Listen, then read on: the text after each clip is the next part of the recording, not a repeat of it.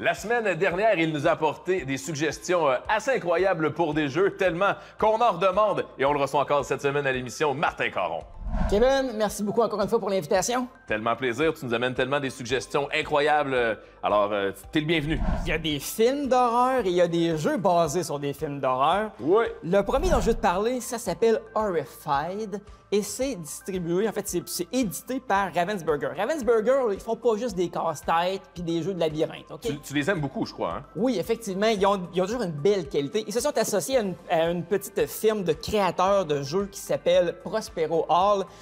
Vous avez ici la boîte en version anglaise, mais le jeu existe aussi en version française. C'est important, de le mentionner parce qu'il y a des gens qui n'aiment pas beaucoup se taper des instructions en anglais, puis on comprend tout ça. Donc, celui-là ici est basé sur les monstres de la Universal, de l'âge d'or de la Universal. On retrouve Dracula. Dracula. Frankenstein. Oui. Tabarouette, t'es un imitateur hors pair. Le loup-garou. Voilà. Après ça.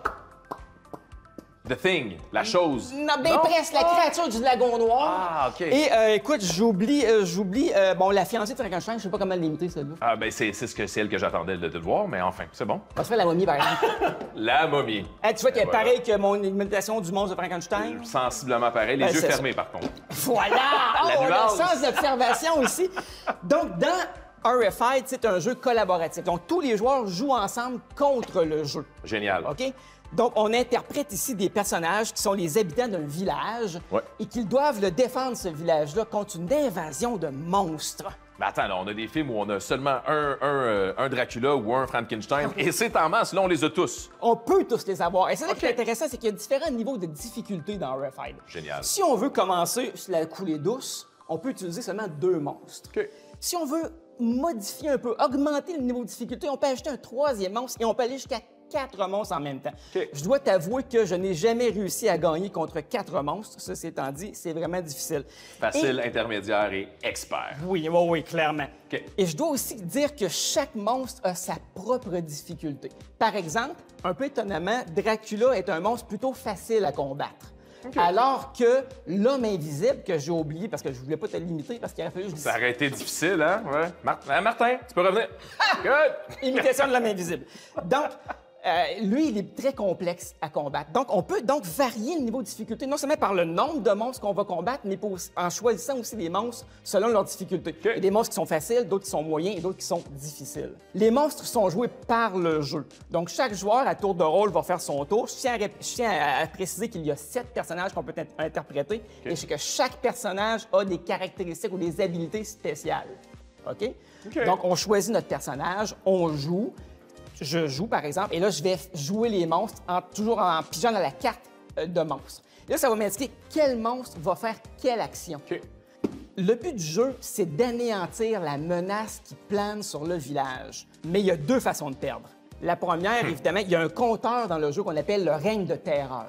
Ouais. Si le règne de terreur arrive jusqu'au bout de l'échelle, voilà, merci, c'est terminé. Le village est en panique. Tout le monde se sauve. Et c'est le chaos. Et c'est le chaos. On a perdu. Ou encore, on a un temps pour accomplir notre objectif qui est de tuer les monstres. Et le temps est calculé avec le paquet de cartes de monstres. Donc, si on arrive au bout du paquet de cartes de monstres, c'est terminé. On a perdu également la partie. OK.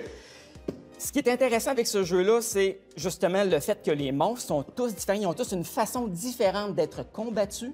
À titre d'exemple, Dracula, on doit trouver les 4 cercueils qui sont parsemés dans le village puis là, et les détruire. On sait comment battre les monstres, là. C'est pas des. Oui, tu non, tu donnes pas des effectivement. indices. Non, sur chaque monstre, sur chaque fiche de monstre, il y a ses caractéristiques, ses forces, ses faiblesses, comment le combattre, etc. Fait que tout est clair. C'est un jeu qui est facile à apprendre. Une partie va se jouer jusqu'à, je dirais, 60-70 minutes, peut-être une partie. Ça joue de 1 à 5 joueurs. Il y a un mode solo qui est super intéressant. Donc, on est tout seul un soir. Hein, la femme écoute un téléroman. Là, bon, c'est un peu sexiste ce que je viens de dire, là, mais on se comprend. Là. Elle écoute quelque chose qui ne t'intéresse pas. Tu es tout seul. Hein, tu te sors Horrified. Tu fais une petite game toute seule. C'est super le fun. Tu me dis, t'as pas réussi à battre le niveau le plus difficile. Est-ce que c'est un jeu où on doit user de stratégie ou c'est plutôt vers la chance qu'on doit s'orienter? Non, c'est un jeu de stratégie. Il y a du hasard un peu parce qu'il y a quelques jets de dés pendant la partie. Il y a de la pige de cartes. Donc, forcément, il y a du hasard. Mais c'est surtout un jeu qui fait appel à la stratégie puis à la capacité de prévoir les coups à l'avance. Donc, de voir venir un peu ce qui s'en vient avec les monstres. Il faut un peu faire cet exercice-là. Génial. Ben oui, c'est tellement bon, en fait. Ben ça a oui. tellement eu de succès que Ravensburger a ramené un deuxième jeu d'Horrified, mais cette fois-ci basé sur les monstres américains. Donc, ça s'appelle American Monsters. Celui-là, je dois admettre que je pense qu'il ne se fait pas en français encore. OK. Il est plus récent un peu. Est-ce qu'on parle de la même base que la première version que tu nous as montrée? Absolument. Ce sont essentiellement les mêmes règles. C'est les personnages qui changent. Le plateau change aussi. Là, on Les est vraiment pouvoirs dans une... des personnages? Là, exact, oui, tout à fait. Là, on est dans une ville américaine plus typique. On était dans un village un peu plus de type anglais, je dirais. OK. Là, on est vraiment dans une ville américaine typique avec son gaz bar, son dinner, puis bon. Nice. On joue encore des villageois, des citadins, c'est-à-dire cette fois-ci. Et là, les créatures qui sont dans la boîte, on va faire un lien avec la chronique de mon prédécesseur. Ouais. Ce sont des cryptides. Ce sont Ouais. donc des créatures dont les cryptozoologues étudient. On va retrouver là-dedans le Bigfoot, hein, ce qu'on a connu oui. au Canada plus sous le nom de Sasquatch. Il y a le Mothman, il y a le Banshee, il y a un Banshee of the Badlands que ça s'appelle le Chupacabra, le suceur de chèvre. Ah, on en a un à l'intérieur de ce jeu-là. Absolument. Il y a aussi le Ozark Hauler, qui est une créature que je ne connaissais pas, je dois admettre, même si je m'intéresse beaucoup à la cryptozoologie depuis plusieurs années. Et il y a le Jersey Devil, le diable de Jersey. Oh, Jersey Devil, ça me fait penser à peut-être une équipe de hockey, c'est possible? Voilà, exactement. L'équipe de hockey, en fait, ils se sont basés sur la créature qu'on appelle le diable du Jersey, OK. qui est une créature très connue dans le folklore américain. Génial.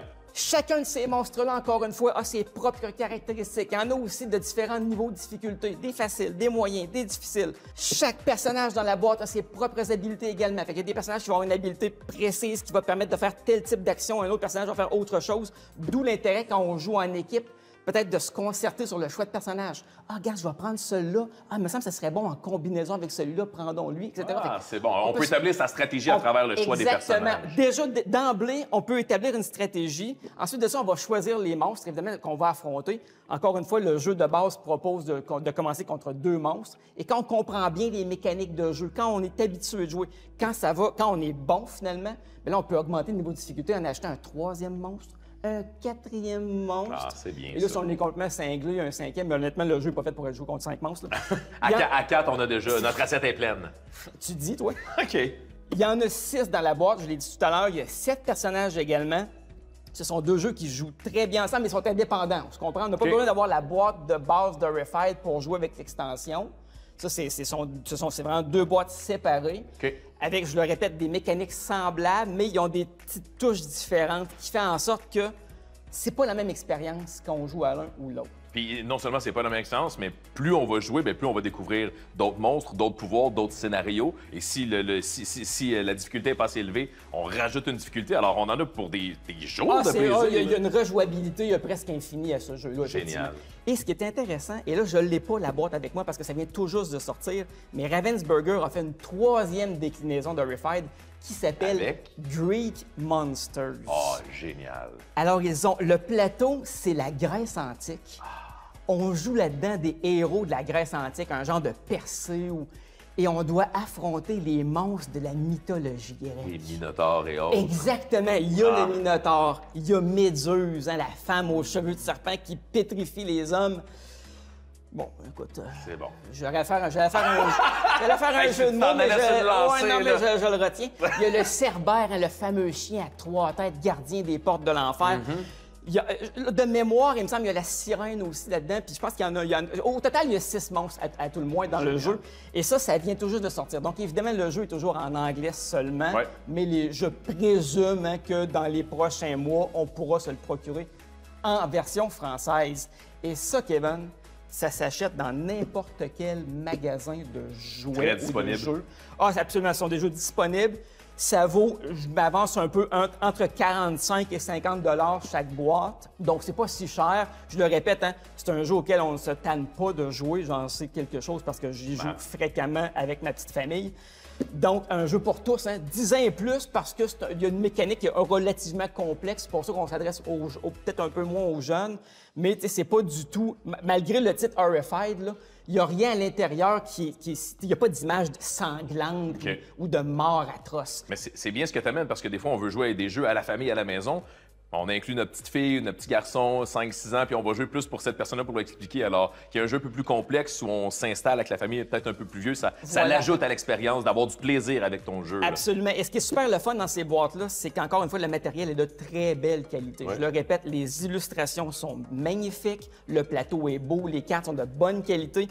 Il y a des figurines en plastique qui représentent très, très, très bien les créatures. Elles sont très belles.